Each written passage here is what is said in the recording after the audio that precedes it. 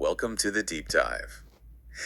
Sometimes when you dig into these really specialized old texts, you find the most unexpected things. Absolutely. Those little details can open up a whole world. Exactly. And today we're doing just that.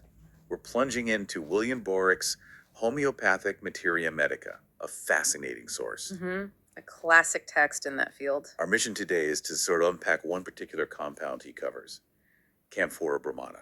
That's monobromide of camphor. Right. It's definitely a journey into a different way of thinking about medicine, and well, it offers some pretty surprising insights, I think. Well, when you look at Boericke, the first thing you usually see is the core condition, the main reason a remedy was used. Okay. And for Camphora bromata, he really zeroes in on nervous excitability. Nervous excitability. So that's the key concept here. That's the guiding principle, yeah. In Boericke's view, it seems to be the central thing connecting what to us might look like totally separate symptoms. It suggests, a perspective where lots of ailments might stem from some kind of underlying nervous system imbalance. Okay, right. That makes sense as a starting point. Because wow, when you see the list of physical conditions, this nervous excitability was supposedly behind. It's quite something. Oh, absolutely. The sheer range of things Boericke links to this one compound is, well, it's striking. What does that tell us? I mean, about how they thought back then. It really gives you a window into that historical medical thinking, doesn't it? Where one remedy could potentially influence this huge array of conditions. Yeah. Boericke lists things like suppression of milk, quite specific, and nightly emissions. Right. Then there are more serious things like painful erections, even paralysis agitans. Which we now know is Parkinson's disease, right? Exactly, Parkinson's. And he also includes acute problems like cholera infantum, severe diarrhea in infants and infantile convulsions. Wow. Parkinson's disease and suppressed lactation treated with the same thing. That's a big conceptual jump for us today. It is. It reflects a very different, maybe more broadly holistic view than typical modern medicine. Did Boericke give any clues about how it was supposed to work? Or maybe how it interacted with other things? He actually does give one really interesting detail about interaction. The text specifically says it intensifies the action of quinine and renders it more permanent. Oh, interesting. So, like an early idea of synergy, one drug boosting another. Kind of looks that way, doesn't it? Even if they didn't understand the mechanism, it suggests a very practical, observational approach. They saw something happening there. Okay, so the physical stuff is broad, Mhm. but the mental symptoms, the perceptual claims, this is where it gets really, really intriguing for me.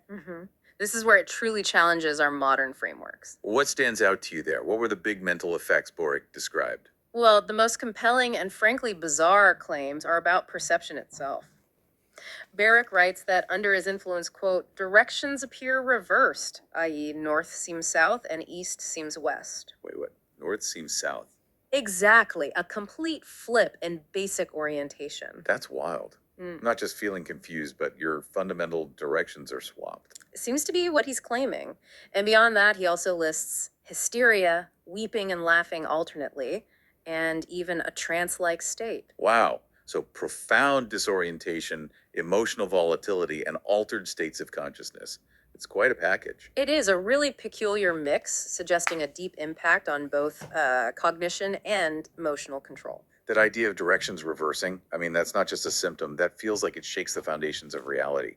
What does that claim suggest about how they saw the mind-body connection back then?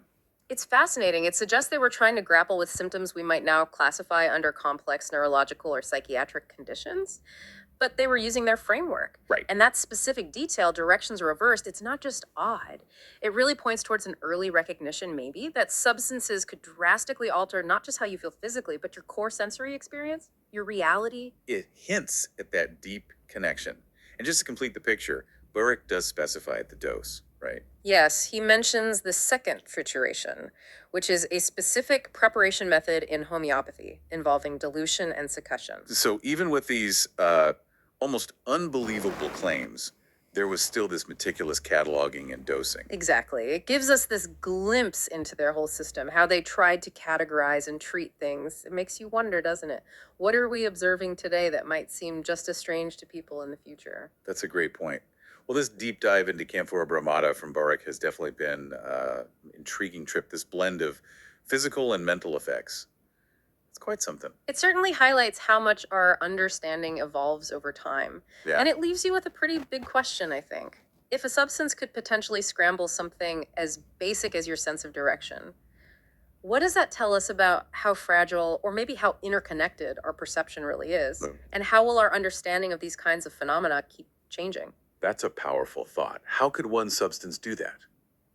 It makes you think about these older concepts, like nervous excitability, and how they might manifest in ways that seem so strange to us now. It definitely invites you to reflect on the mysteries still tangled up in our own perception and physiology. What observations today might be the key insights of tomorrow? Something to chew on.